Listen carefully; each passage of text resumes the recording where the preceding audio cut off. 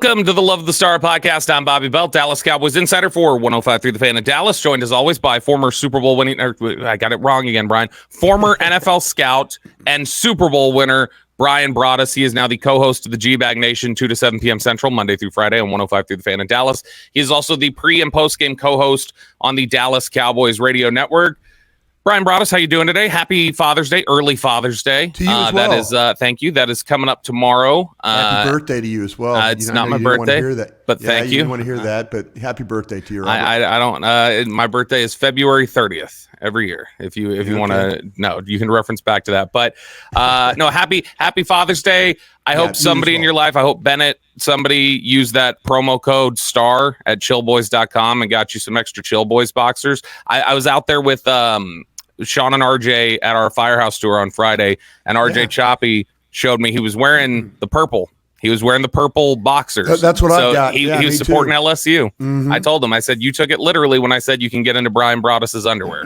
RJ Choppy went ahead and did it. So if you guys want to do it as well, if you want to slide into Brian Broaddus's pants, you can do so at chillboys.com. There's people that are really uncomfortable, Bobby, by the way, that you keep talking about sliding into our underwear. Well, look, there's people have reached out to me and in a funny way have said, please, if you're going to do this, get like a model. Get models to think about that we need to think about being in our underwear. Yeah, not get you and I. Get your. Then there you go. That's how I'll pitch it. Sorry, get your model girlfriends to slide into Brian Broaddus's boxers. There you go. That's what you should do. Again, chillboys.com, promo code STAR.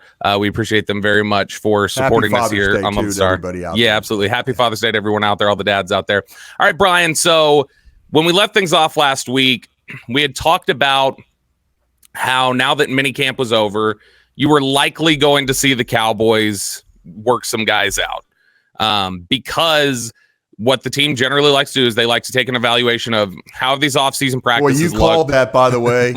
You called that, insider man. Yeah, go ahead. Guess. You called it. You told us, hey, Brian, let's talk 15 minutes about working guys out, and you knew what was going on. It's just a good guess. All right. We had. How about signing people, Bobby? You got that in mind? Yeah, we can talk about these guys they worked out, see which ones I think are likeliest to sign. But okay. We talked about how when off-season practices are done, the team likes to generally evaluate and say, where do we need to beef up now that we're done with these practices? Where do we need to beef up for Oxnard? Right. And they generally like to do it during the week that they just did because coaches, it's the last week that they're in the building before they go off and have their time away. And so it's a good chance for, if you wanted to work out, a receiver. Okay, well, Robert Prince is in the building. Brian Schottenheimer's here. McCarthy's still here. Let's get him in front of him. If you wanted to work out defensive players like they did, Mike Zimmer's there. He can take a look at them and figure out who he likes of the group. So the Cowboys did work out 4 UFL players. They couldn't sign any of them. The UFL championship game is this weekend. You can't sign UFL players until the season is over. But the 4 players that they worked out former first-round picks, Garyon Conley, the corner out of Ohio State, DeAndre Baker from Georgia, who Baker, of course, had the armed robbery charge as a rookie with the New York Giants and was let go, went to the Chiefs, didn't last very long there, and has been out of the NFL since. And they worked out a couple of linebackers. Willie Harvey Jr., a former Browns linebacker who was considered one of the better linebackers in the UFL this year. And then the other linebacker that they worked out was Noah Dawkins, who has been around the NFL a little bit. Bengals, Buccaneers, Jets, played at the Citadel until 2019. But, Brian, 2 linebackers, 2 corners that they ultimately work out. Are you surprised that at least we didn't hear about publicly defensive tackle? And are you a little surprised that linebacker makes sense to me, but are you a little surprised corner is a position that they worked out, given that I think we all feel like they've got a lot of players there right now?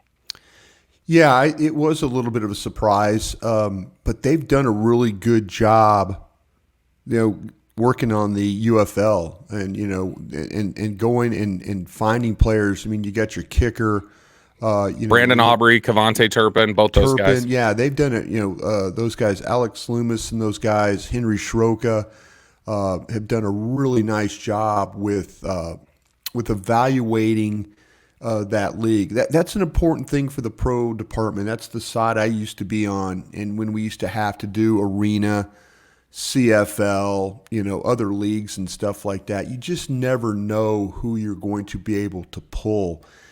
And what I remember about Conley coming out of Ohio State is that, he was 6 foot, like 195 pounds. It was running like a 4.4. I mean, he fast, was long, very fast. thick. I mean, and you go back and you look at notes, and I just remember him, how he could stay in position, and he'll play in the slot. I mean, he's a kind of a press man corner.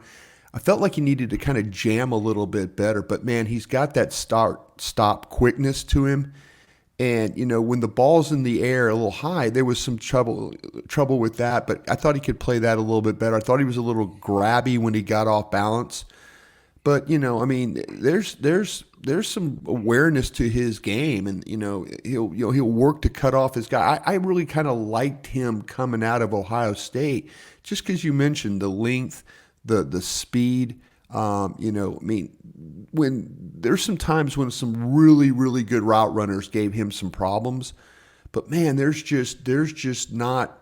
not that type of that thing where you're like going, God, for as big and long and tall as this kid is, he did have some issues there, and you saw why he got picked, and then he got let go, and then now he's in the UFL, and with the possibility of the Cowboys working him out and then potentially signing him. So.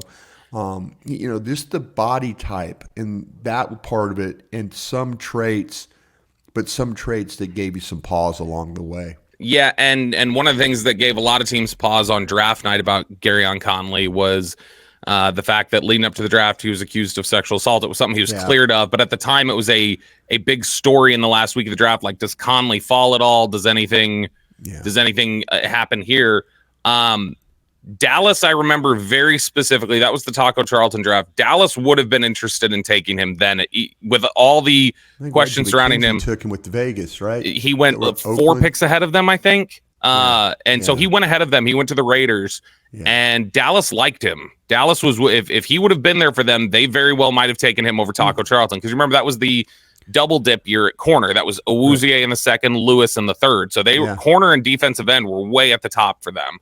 And so Conley was a guy that I know they had interest in taking in 2017 if he would have been there. So makes sense that, hey, this is a guy we liked an evaluation on. Maybe, things haven't worked out for him in a couple areas. He dealt with some injuries. He was not very good with the Raiders. After 3 years, they trade him to the Texans. He has kind of a down year there, and then ultimately is just not healthy. And ultimately, I think he had failed a physical. I know he was on PUP his last year there, but he had been out of football for 3 years and ultimately ends up in the UFL in December. And that's the first time he had played football since 2020. And he had a good year in the UFL. And this is you mentioned Alex Loomis and the pro department and what the pro scouts do. It's common that they've got a list of names. And they're watching these games every week, by the way. Yeah, and look, they will even sometimes you'll have front offices that you've got friends, right? Like even on other teams, there are people who have personnel friends on other teams. You may even get the inside of somebody else, just like, hey, let me bounce them off you. Who do you think the best linebacker is in the UFL? Hey, who did you have as just kind of compare notes and go like, okay, let's figure out our short list here. The fact that Willie Harvey, Garyon Conley, DeAndre Baker, and Noah Dawkins all got brought in, that tells me that the Cowboys probably looked at it and said, who are the 2 best linebackers in the UFL? Who are the 2 best corners in the UFL? Yeah. All right, these are the guys. Let's bring them in. So they had good years, strong years. Well, Conley makes a lot of sense for everything that you just said. The insight that you gave about Dallas in 2017 and the willingness to look at the player then and have him on their board at a certain spot, you circle back on, man, we really like this guy. We like the fact he's 6 foot. We liked he was 195 pounds. We like the fact he ran a 4.4. Yep. Okay, what were the warts? They obviously had far less warts on the player than what I had watching him on Ohio State tape. Yeah. But it's an interesting combination of positions, that they brought in for this for these workouts and visits. Yeah, and I think I do think that corner here, if we're looking at which corner, I think it is likely focus on Conley instead of Baker. I think Conley. Now the Cowboys have 4 open roster spots, so they could sign all 4 of these guys if they wanted. But I think Conley makes sense for them. Again, not available to sign until early next week. And the so championship going off on Saturday, right? Exactly. Trophy being presented by Tom Brady, by the way. But if Where you are they playing this game, by the way? is it Houston? I think it's Houston. Is it Houston? Yeah. But Conley, I think I would not be surprised if Conley ultimately gets signed as soon as the UFL season ends. Okay. Of the linebackers, I think absolutely. I think the guy to focus on there is Willie Harvey. And Harvey is a guy who, played a couple games for Cleveland in 2019 and 2021. He was on the Browns for 3 years. Undrafted free agent out of Iowa State. He made the 53-man roster initially for Cleveland. And part of the reason was because of the way that he contributed on special teams. And if you are a linebacker, you need to be a guy that's going to play some special teams. But this is somebody who had a really good season in the UFL. And he's a little bit smaller, Brian. He's 5'11". He was 230 coming out of the draft. His arm length is 30 and a half. So, I mean, he's not like a super long linebacker. But he is somebody who, good mental processor, a guy who, and we've talked about how much Mike Zimmer likes IQ players. He likes good IQ players. And he sure does. Willie Harvey is somebody who sees things, processes it, and goes and reads it correctly when you watch him at Iowa State, when you watch some of what he did in preseason work for the Cleveland Browns. Because I remember that was a guy 5 years ago. We were looking at cut candidates. I was and doing stuff for Blogging the Boys. And when I looked at it, Harvey was one of the guys I was watching. And you just see it. He sees the game well, sees it quickly. You can see some of it on tape with the Battle Hawks there in the UFL where he's been playing. But fast mental processor, good blitzer. And we know if you're a linebacker, the ability to blitz, especially because of those A-gap blitzes that Mike Zimmer likes, that's a benefit. Again, a little bit smaller guy, but sees the game well. You see him as a will linebacker then? I do, yeah.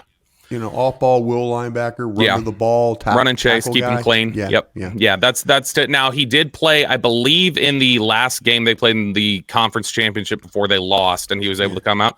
I think one of their linebackers got hurt. He played every snap, I think, at middle linebacker for them. And so, but not a Sam for sure, not a strong side linebacker. But I think those are the 2 names that are worth focusing on. Willie Harvey, Garyon Conley. I think those are 2 guys that the Cowboys would have some interest in. Maybe they also look at Baker. They could end up signing the other linebacker, Noah Dawkins, but I don't think that those guys are as much of the priority for Dallas as probably Harvey and Conley. And just, again, 2 bodies to throw out there. Really quickly, before we shift gears here, who would you say, because linebackers, thin group, that makes sense. You want an extra body in there. Who do you think gave them any sort of pause that made them want to go look at corner? Because it looks like they have depth there. Was there anybody that you saw in these practices during the offseason that you're like, he's not playing very well? Like, was there a corner that you thought was getting burned a little bit that maybe the Cowboys are not comfortable with, and that's why they ended up working out a couple corners? Well, the one thing that I've noticed is that, to me, the corners, like guys like Eric Scott, have shown up. There were guys like Nashawn Wright showed up a little bit, and they drafted, Kalen Carson out of Wake Forest, who I absolutely love. I can't honestly say Josh DeBerry is a guy that I've noticed a whole lot, at practice. He wears number 38. They got another, Josh Butler, 31, is a guy who's got a little experience playing. C.J. Goodwin is not a cornerback. He's a special teams guy. He's a special teams guy. So maybe they feel like that they've got to kind of work around that a little bit. Or I wonder if just they think maybe Diggs not being completely healthy. Is Diggs ready right for the beginning of camp? They may feel like they need a practice guy. Not reporting anything. I'm just saying, trying to speculate and figure out where that is. Maybe they just feel like, hey, Diggs isn't going to be ready right at the start of camp, so we need an extra corner in here. It could be as simple as that. You're listening to the Love the Star podcast, the Love the Stars and Odyssey podcast. You can find it on the Odyssey app or wherever you get your podcasts. All right, Brian, another leaf fell this week. Jerry Jones, very big on leaves and the falling nature of them. And we got a big one. Trevor Lawrence signs a contract extension. He gets $55 million a year. That ties him for the top of the market, along with Joe Burrow. The Cowboys now, if they were waiting for any sort of indicator, and to be fair, I should be clear, when they talk about leaves falling, I do think Jerry was talking more about the whole damn tree. I think Jerry was talking more about Lamb. I think they were talking about receiver contracts coming in. I think so too. Now it was in question. It came in response to a question of all contracts that they're kind of waiting on, but I do think that what he was more leaning towards was he was referring to Lamb and how that market was going to settle in, because the quarterback market it's the next guy up. That's the way it works. And I know a lot of people don't think it should work that way. It is the way it works, though, and that's how the Cowboys have to operate within it. But there was discussion this week that this could set up. I know Ian Rappaport, Tom Pelissero, they both speculated, said this could be the opening for the NFL's first $60 million man in Dak Prescott. And the interesting thing I heard in the discussion that Pelissero and Rappaport were having, and it's something that we've talked about, was Pelissero had said, well, and maybe he gets that $60 million from somewhere else. Yeah. And Pelissero is somebody who's got some quality connections in the building here for the Dallas Cowboys. Sure. And so that does make you say, how completely sold are they on the idea of wrapping this up? And we've heard some conflicting things. I know Jeremy Fowler has said everything he hears from the Cowboys is that they have every intention of getting it done. That's what they want to do. And they're just kind of, going through the motions right now or getting things in order. But Brian, your general reaction to the Trevor Lawrence deal, if you think it has any impact or would level anything up or push things up for Dak Prescott, and in general, the way the Cowboys have approached the Dak Prescott contract situation. Yeah, I think it's unfortunate, but it's business. And, I think there's been some time. I'm not going to sit here and act like I'm a cap expert. There are guys like yourself, Todd Archer. I'm talking about guys in the media that understand and money and likely to be earned and all these bonuses and how they structure things and stuff like that. My job always was to find players, and then let somebody else figure out the numbers. It appears to me that there were probably some missed opportunities, but I think this is a two-way street. I've said this before, and I hate to harken back on things I've said before, and I tend to do that, and I apologize to folks out there. No. Not everybody hears every point made. We have some new listeners, and I want to address this, though, too. I felt like that there was, when they were trying to do Dak's contract really the first time, it was a bad time for the Cowboys in a way of working with an agent that was moving on from one place to another, and his willingness to maybe do something or, to get something done. And, we talk about the Cowboys not doing things and just sitting on their hands and stuff. And this agent, this Todd France, he's a bulldog, man. He really is a bulldog. And, yeah. He's done a great job of getting his guys money, and he's done a great job of making short-term deals to get his guys back to the table. And, the Cowboys have really lost all leverage here. And they're to the point now where, I don't know, Bobby, there's a side of me that believes that they're not going to get this done, but there is some parameters there now for them to kind of work on. But how strong is France going to be like, fine, my guy's not a $55 million player. My guy's a $60 million player, And I think that's the issue that the Cowboys are dealing with right now. This is a really important year or summer for Trey Lance, and some early indications that Trey Lance has had some good moments, but he's also had some where you're going, okay, maybe not Trey Lance. it has not looked as good as you would have hoped with If Trey Lance. and this is, Bobby, this is only 3 OTA practices. And in another month, we get to watch Trey Lance practice every single day and play preseason games. Mm-hmm. They can't keep us from watching Trey Lance. They can't hide Trey Lance from us. But what I've seen early is there's some warts. I mentioned the word warts. Here we go again.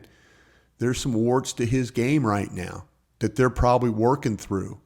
And maybe as he gets more reps, you said it before, this guy looks like a guy that's thrown the ball only 500 times in his entire life. Yeah. And so if that's the case, Dak Prescott is actually sitting pretty good. If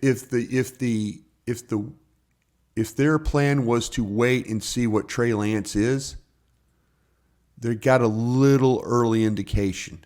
They saw him practice all last year, and they've seen him practice a little this year, and they're about to see him practice a lot more and then play in some preseason games. But his and again, I'm sorry, I'm probably not answering your question, but no. This is the discussion. I think Dak is sitting in a really good spot. I think he's sitting in a very good spot, and I think the Cowboys are in a difficult mode because they're watching and they're seeing, but their reactions are kind of telling you, or the lack of reactions is telling you what they're thinking right now. I think the Cowboys were negotiating from a position that they felt like our leverage is he wants to be here.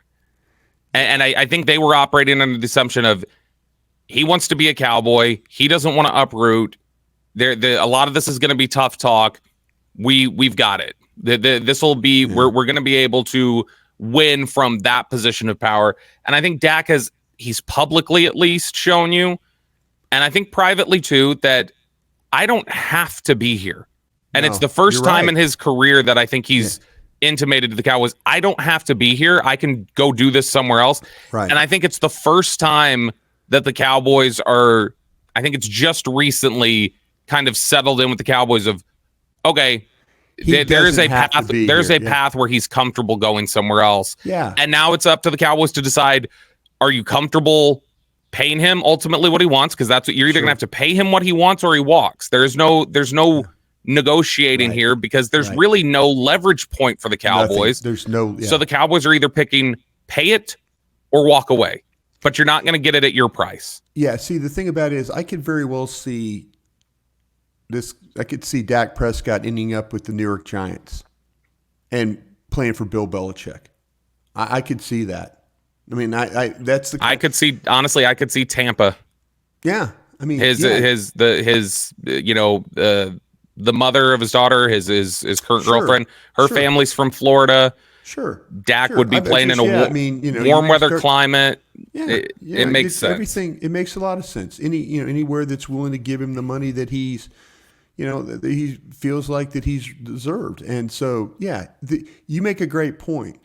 There was a time where I felt like that Dak Prescott does a lot of off the field stuff in the way of commercials and things like that. Mm-hmm. Will he be able to generate those kinds of funds working at Tampa or other places? That's the question he's got to ask himself. But he's a squeaky clean guy. People like his image. Everybody likes he's a leader. He's a family man now. I mean, he could probably go and get the money he wants, but can he get the money he wants not being a Dallas Cowboys quarterback? He can probably as a player. But, the extra, the side hustle stuff he does, can he get that? It might not matter if he's making $60 million a year. Yeah, probably something still the Cowboys are banking on or hoping to put some pressure on. Quick, mm-hmm. How do you feel? How do you feel this is? And I'm not, and everybody's going to hold us to this, I'm sure, but I won't. I won't hold you 51-49 he leaves. I'm kind of the same way. I'm the same it's not way. It's slightly in one direction. It's not quite a 50-50 coin flip, but right now I would lean, I think he's somewhere else next year. I lean slightly to the fact that he's not your quarterback in 2025. And look, I know there are a lot of people who are going to celebrate that. I think there are a lot of people who are going to come to regret that and feel like they missed an opportunity and kind of shot themselves in the foot. But that's kind of where that is. They could have gotten this done, but I do feel like the Cowboys caught Todd France at a bad time And I think that affected their negotiation the first time around, and that's why they're in the predicament they're in now. They're stuck. Todd France and them got fortunate. Yeah. And the Cowboys caught a bad break, in my opinion. Absolutely. You are listening to the Love the Star podcast. The Love the Star is an Odyssey podcast. You can find it on the Odyssey app or wherever you get your podcasts. All right, Brian, it is now time for our Dean Julia Love the Star mailbag. We're going to turn things over to our dear, sweet listeners, get some of their thoughts, their comments, their questions. Let's go. We're going to go a little bit outside the realm of, I'm going to ask you to use your league office mind, Brian, or your business mind here. They love me over there at the league office. This question from @PlayballerDC. Why do you think Dallas has not hosted any more Super Bowls? Okay, this is my again, nothing against the Cowboys. I went to the Super Bowl that was here. You know, it was part you were of that. able to make it there? You were able to make it there without the ice? Man, all that the ice ice on the was ground? terrible. The ice was it paralyzed us. I remember going to the Sheridan Hotel downtown, Awful. and all my buddies are like, "Is this what it's like all the time here?" You know, I'm like, "No, the apocalypse hit us." Yeah. And it was a beautiful day, by the way. Super Bowl Sunday turned off to be a beautiful day. But yeah, that week was really, really rough getting around and all that. I think the Cowboys, there could be a problem if you remember the seats and the readiness of AT&T Stadium was not done something in a very timely manner. Yeah. And there were some lawsuits, and there were some, there was a lot of, but we've had the one thing the commissioner has been consistent about is if cities are willing to build new stadiums, you have the opportunity to potentially host a game. And we've seen that. We've seen new stadiums being built. We have our natural rotations of, LA is now about to become the big, LA is going to become like what St. Andrews is, and this is a golf reference. St. Andrews is like the Open Championship golf in England is based around St. Andrews Club. I have a feeling the Super Bowls are going to be based around SoFi Stadium. You know what I'm saying? Yeah. I could absolutely see that. And look, San Francisco, or not technically San Francisco, Santa Ana, California, where the 49ers played, that one has gotten a lot of I think the attention LA from one's the league. more. I think the stadium and being in certain locations, but these teams that have built new facilities have gotten opportunities to host. And I think I think the Cowboys are in a little bit of that. Maybe some of the legal issues that happened last time, and maybe some of the new stadiums, and then the rotation of like, okay, we've got to go to Miami, we've got to go to Tampa, we've got to go to New Orleans, we've got to go to California. Yeah. Those are kind of the old, the history of the NFL and Super Bowls are Los Angeles, New Orleans, Miami. That's the history of the Super Bowl. Yeah. Everybody else kind of plays in that thing. But I think SoFi has become the new crown jewel of, like I say, St. Andrews Club, where everything rotates around that. It always ends up back in Vegas. Vegas proved Vegas will end up in the rotation probably. Vegas will end up in the rotation as well because they've got the rooms. They don't have the. They were a good host. They were a good host city when we went there in February. They move people around. They know how to. They know how to host things. It's not too big. They don't get overwhelmed. Hell, they can host the Super Bowl and several other things while it's going on. We watched it with our own eyes. Yeah, absolutely. So I mean that makes sense. I am surprised Dallas hasn't gotten one more crack yet. I think that is a little surprising to me that there wasn't, but I think you're probably onto something. I think the lawsuit and some of the issues that they had with seats kind of still has a little bit of a bad taste in people's mouths. Makes sense. All right, this one from Chris Hodnett, and he says, in the spirit of the offseason, let's play a game. You love games, especially offseason games. We need them right here. Simple one, start one, cut one, trade one. Brian, Dak, Micah, CD. Start one. Cut one and trade one.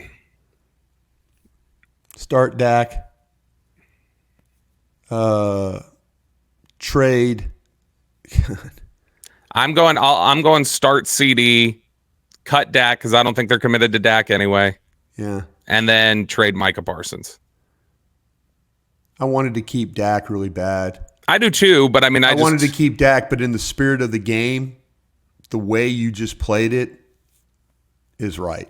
And by the way, if you were to, I know we've kicked around the idea a couple times where people are like, what if you were to trade Micah? What would his value be like? I did some research on this. There's really not a great example in the history of the NFL of a player like Micah Parsons getting traded at this stage of his career. There's one that's close. One, but that was also related to a contract dispute and a holdout, so that may affect their value a little bit.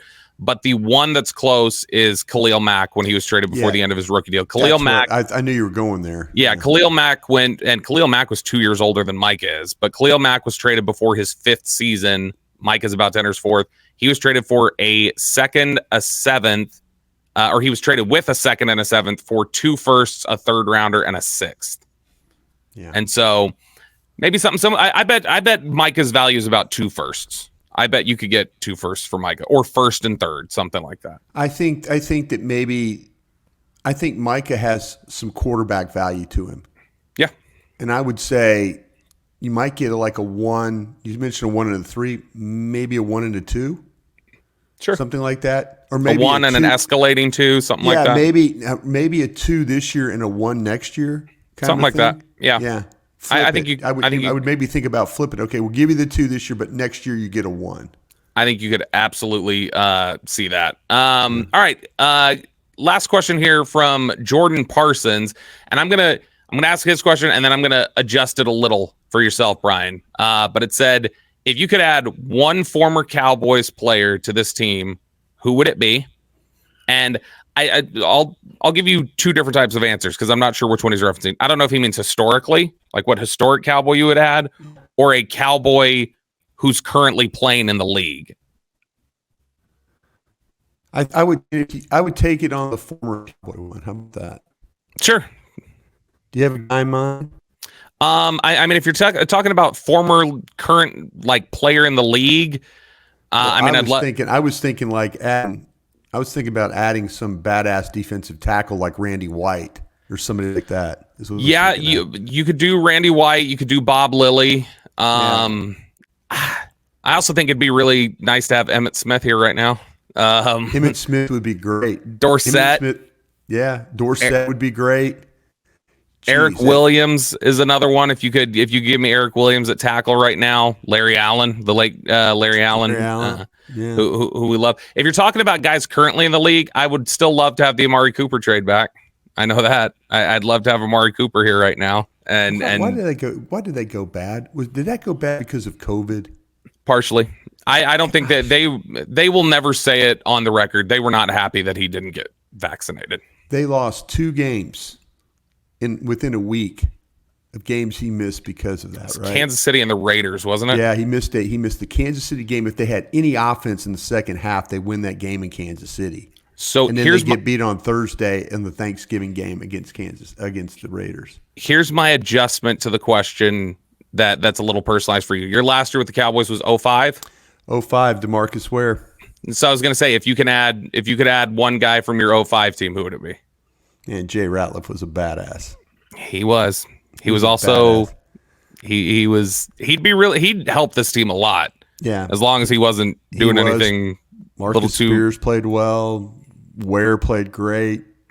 Who am I missing? I missed that. It was Marion Barber. Was that Marion Barber was on that team? Yeah, because Marion Barber was an 05 pick. He was a rookie that year. Yeah. Canty was a rookie that year. Chris Canty was. That was a hell of a draft.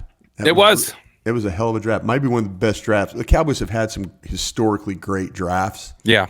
That draft sets you up going forward. It's a shame you didn't take advantage of it, Absolutely. You left them with a gift, and they didn't bail you out. They said, "Hey, Brian, go do media. We've had enough of you." Exactly. That's where it was. But Parcells was too intimidated by your drafting ability. He's like, let me go pick some more Jacob Rogers.